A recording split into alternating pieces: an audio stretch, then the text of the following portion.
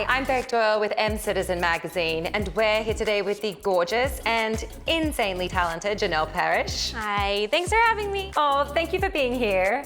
So I heard you just wrapped on a film. Yes, yeah. So I just wrapped on my first ever Hallmark Christmas movie called Holly and Ivy, and it's coming out, I believe, in November. It's going to be one of the first Christmas movies to be released this year. And it's definitely like a tugs on your heartstrings kind of movie. It's definitely sad, but also very sweet and romantic as well. So all the feels with the Christmas spirit coming your way. Love it. I am obsessed with Christmas movies, so it has everything you need in a Christmas movie. How was it being on set during a pandemic? Amazing. Honestly, I looked around every day and felt so grateful that I was able to work during this time. I hadn't worked this entire quarantine period, so to be on set, I felt very, very grateful. It was like a newfound, just perspective of how lucky we are to be able to do the things that we love, especially in crazy times. So that was really wonderful. For sure. And was there any standout moments that were like kind of funny or like different to usual with the whole pandemic regulations? Yeah, I think one of the things that we love about being on set is being able to mingle with people and people in different departments. Kind of can't do that during the pandemic, right? It's like everybody kind of has their zones and, everyone's chairs are 6 feet away, and it was kind of like whoa, this is something that feels so familiar that suddenly feels very foreign. But again, I think that we were all just grateful to be at work, that you take the weirdness with you. You're just like, this is weird, but this is not forever. Yeah. And we're all lucky that we're here and we're able to work, bring some cheer to people at the end of this crazy year. So we're happy about that. And speaking of the pandemic, where were you during the lockdown? In my house with my dog all day, 24/7. My husband was one of the lucky ones that was able to work during this time. So it was just me and my pup most of the time. We watched a lot of TV, and we ate a lot of food. We did a lot of cooking, a lot of cuddling. Did you learn any new skills? Cross stitch. I became obsessed with cross stitch. Yes, it's my new hobby. I just find it so soothing, but you still have to really focus. Or you'll mess up the pattern. So yeah, I picked up that hobby. Amazing. You can cross stitch, you guys, whatever you want now. Pillows, t-shirts, you name it.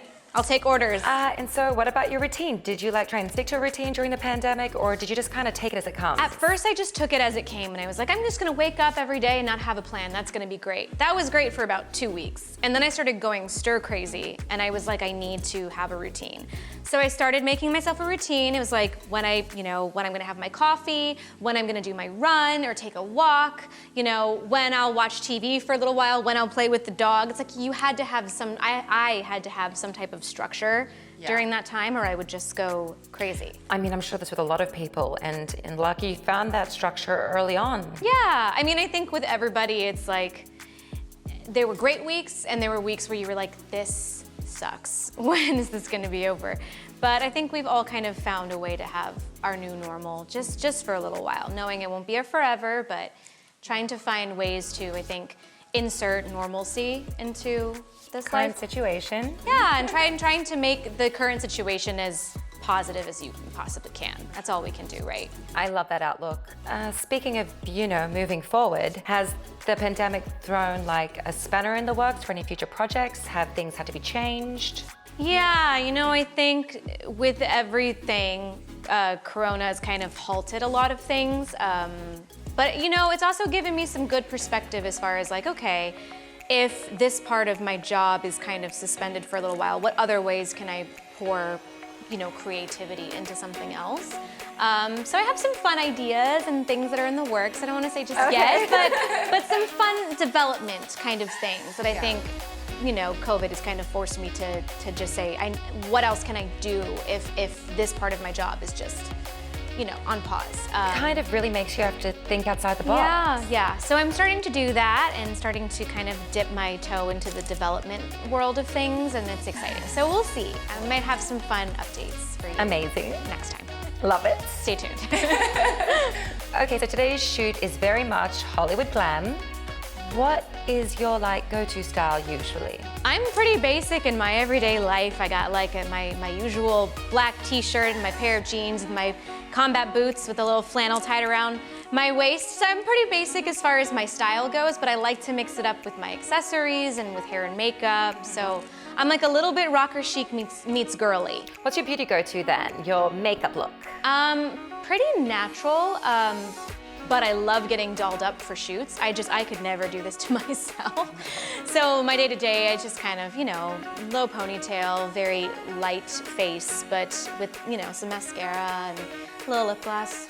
Jazz it up a little. What's the one beauty product you can't live without? Let's see, Smith's Strawberry Rosebud Lip Balm. I could eat it. I go through tins. Is it tinted or is it just like a? Just like nice strawberry flavored moisture for your lips. Tastes amazing. Can't live without it. What about a skincare product you can't live without? Right now I'm obsessed with BioEffect. It's an Icelandic brand. And they have this amazing nighttime serum that I put on every night before bed, and then I wake up and my skin's like, zing, glowing. Gonna steal that one for sure. BioEffect. Okay, so everyone's excited for the new release of To All the Boys I Loved Before. The The third installment. Tell us about that. Yeah, so it's our third and final installment based on the trilogy series. And I believe it's coming out early next year, so everyone has to wait a little while longer, but I promise it's worth it. It just very beautifully wraps up Lara Jean and Peter's love story and talks a lot about, growing up and the next stage of your life after graduating high school and what that looks like for her, and focuses a lot on the family, which is great. We also got to shoot in Korea for 2 weeks, which was wonderful. So I'm really excited for people to see that footage. It's gonna be beautiful. Amazing. Well, thank you so much for joining us today. We're so excited to have you, and we look forward to seeing all the upcoming films. Yes, thank you so much.